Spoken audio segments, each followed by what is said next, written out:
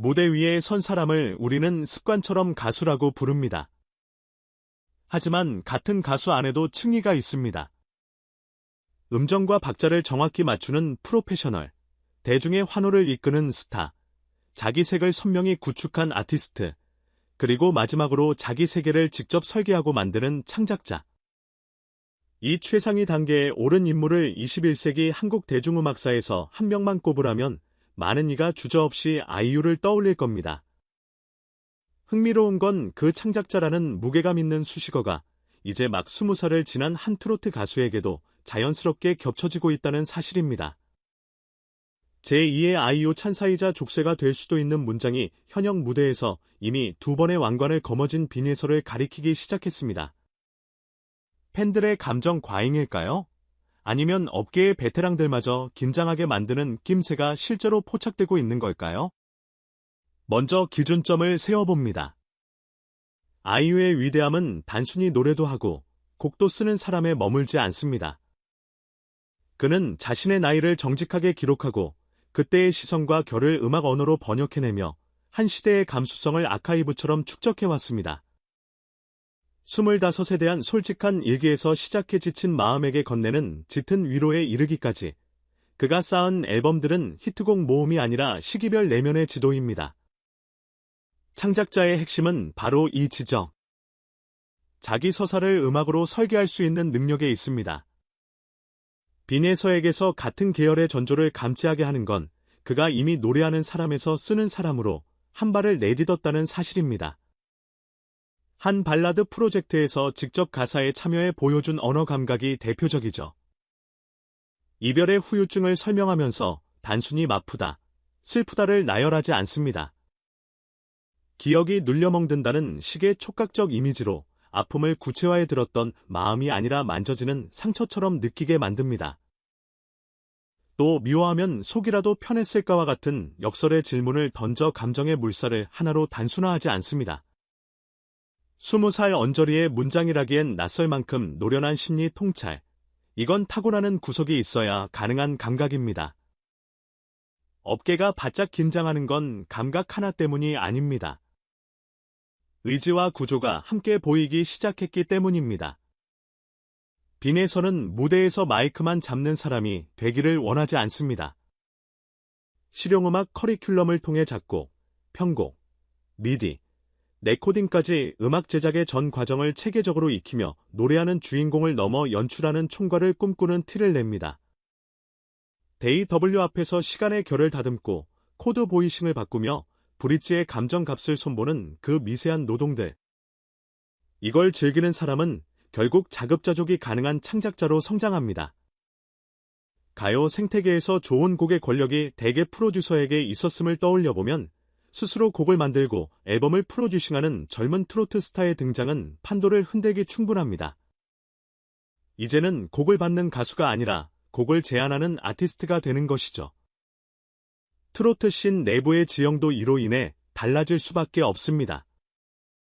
빈에서가 자기 나이의 언어로 트로트를 다시 쓰기 시작한다면 이 장르는 이별과 그리움을 반복하던 단선의 서사에서 벗어나 세부 감정, 자아 성찰, 나와 세계의 관계 같은 주제로 폭을 넓히게 됩니다.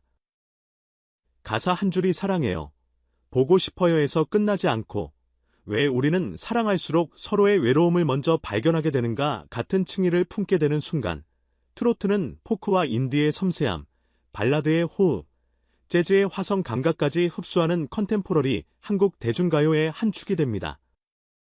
이는 시장의 고급화를 의미할 뿐 아니라 동료 가수들과 프로듀서들에게도 자연스러운 압박이 됩니다.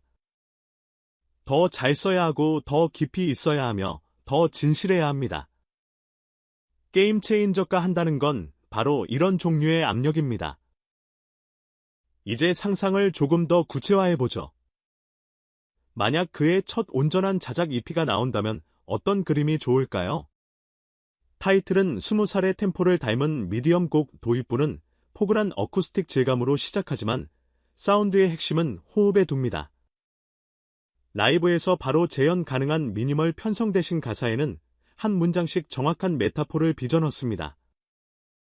수록곡은 3개의 축으로 첫째, 평범한 하루의 기록, 버스를 놓친 아침과 이어폰 한쪽이 고장난 저녁 같은 작고 사소한 불협화음 속에서 발견한 위로.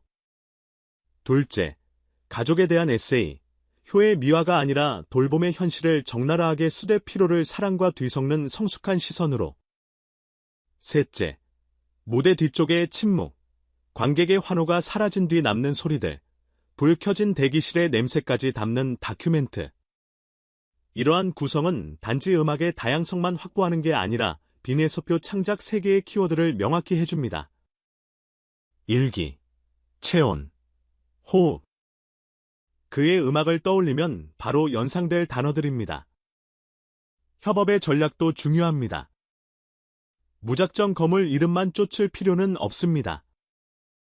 젊은 포크 싱어송라이터와의 듀엣으로 말의 리듬을 닦고 재즈 피아니스트에게 브러쉬 드럼과 어울리는 서정의 타이밍을 배우며 미니멀 일렉트로닉 프로듀서와는 공간감 설계를 실험합니다. 그리고 트로트의 중심은 흔들지 않습니다. 구정가요의 장단과 현대 화성을 슬며시 포개면 익숙함과 새로움의 교차점에서 중독성이 탄생합니다. 이 실험들은 라이브 콘텐츠로 곧장 환전됩니다.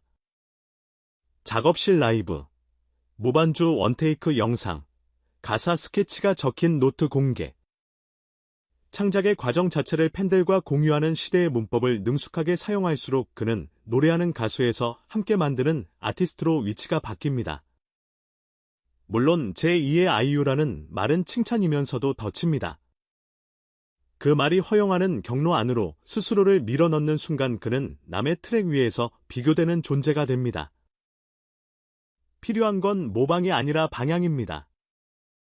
아이유가 개척한 길에서 배워 트로트라는 숲의 나만의 오솔길을 천천히 낸다는 마음가짐.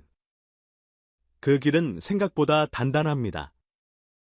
빈에서에게는 세대를 넘어 스며드는 목소리가 있고 오랜 경연의 압박 속에서도 한 줄의 진심을 놓치지 않던 성실함이 있으며 지금 막 기지개를 켜며 움직이기 시작한 창작의 근육이 있습니다. 여기에 산업을 이해하는 냉정함, 스케줄표에 과감히 비워두기를 넣어 창작과 회복의 시간을 확보하는 습관까지 더해지면 그는 오래 쓰는 창작자가 됩니다. 프로듀서들이 긴장하는 진짜 이유는 아마도 이거일 겁니다. 이 친구는 결국 자기 힘으로 자기 세계를 완성할 사람이다 라는 직감. 곡을 사러 오던 가수가 곡을 들고 오기 시작하는 순간 판은 뒤집힙니다. 방송이 먼저 불러주지 않아도, 유통사를 통하지 않아도 유튜브와 쇼츠, 라이브 클립, 팬즈와 같은 커뮤니티형 플랫폼이 충분한 우회 경로를 마련해주는 시대이기 때문에 마음먹은 창작자는 누구의 허가 없이도 세계를 확장할 수 있습니다. 그리고 빈에서는 그 출발선에 서 있습니다. 여기까지 읽으며 떠오르는 장면이 하나쯤은 있었을 겁니다. 무대에서 화려하게 내지르는 고음보다 숨을 덜어낸 한 줄의 낮은 멜로디에서 더 큰 울림을 느꼈던 순간. 그 순간을 오래 만드는 사람이 결국 창작자입니다. 빈에서에게 지금 필요한 건 드라마틱한 선언이 아니라 다음 한 곡의 진심, 다음 한 문장의 정화, 다음 하루의 기록입니다. 팬들이 해줄 일은 의외로 단순합니다. 더 크게 말고 더 오래를 응원하는 것, 빠른 유행의 스포트라이트보다 지속 가능한 창작의 불빛을 선택하는 것, 신곡이 뜸에도 조급해하지 않고 작업실에서 흘린 작은 진행 상황들을 함께 즐겨주는 것, 그것만으로도 그는 한층 자유롭게 더 깊이 쓰고 더 멀리 노래할 수 있습니다. 만약 당신이 빈에서의 첫 온전한 자작 타이틀곡을 청할 수 있다면 어떤 이야기를 듣고 싶나요? 경연 탈락의 상처를 통과해 단단해진 마음의 생장일까요? 왕관을 썼을 때 역설적으로 찾아온 두려움과 기대의 공존일까요? 아니면 20살의 평범한 사랑이 건네는 서툰 다정함일까요? 당신의 하루가 어떤 문장과 어떤 온도로 위로받기를 원하는지, 그 소망들이 모일수록 빈에서의 캔버스는 더 정확한 색으로 채워질 겁니다. 트로트의 신동이라는 화려한 꼬리표는 이제 서서히 내려놓아도 됩니다.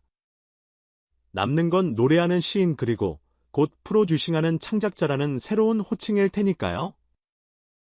좋아요와 구독 알림 설정은 그의 다음 한 걸음을 조금 더 가볍게 만들 수 있는 가장 쉬운 연료입니다. 무엇보다 중요한 건 우리가 지금 아주 드문 장면, 한 아티스트가 가수에서 창작자로 변신하는 진짜 시간을 함께 목격하고 있다는 사실입니다.